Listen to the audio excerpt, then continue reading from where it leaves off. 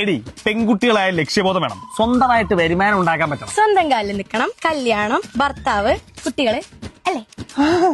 ഞങ്ങളെ പൊന്നുപോലെ നോക്കുന്ന ഒരു ഏട്ടനുള്ള എനിക്ക് ഇതിന്റെ ആവശ്യമുണ്ടോ? ആവശ്യമില്ല. അതാ നടത്തി. അതെ, ഒരു പണിക്കും പോതെ തിന്ന് ജീവിക്കാനാണ് നിന്റെ പ്ലാൻ എന്നുണ്ടെങ്കിൽ അത് ഇനി ഈ വീട്ടിൽ നടക്കൂല. എന്താണ് വിളിപ്പിക്കുന്നത്? ചിക്കൻ പൊരിക്കാറിട്ട് അമ്മ കറിയാണോ വെച്ചത്?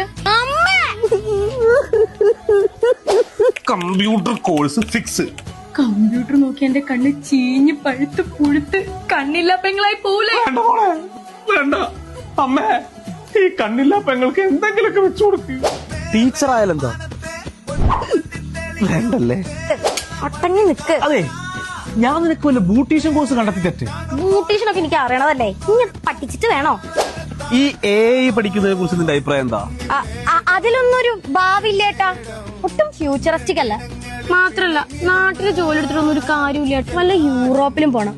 എനിക്ക് പിന്നെ ഏട്ടനെയും അമ്മേനെയൊക്കെ നോക്കി സ്നേഹിച്ച് പരിപാലിച്ച് ഒരു നഴ്സിനെ പോലെ. എന്ത് ടെക് മെറിഡിയനിലെ GDA കോഴ്സ് എന്നുവെച്ചാ?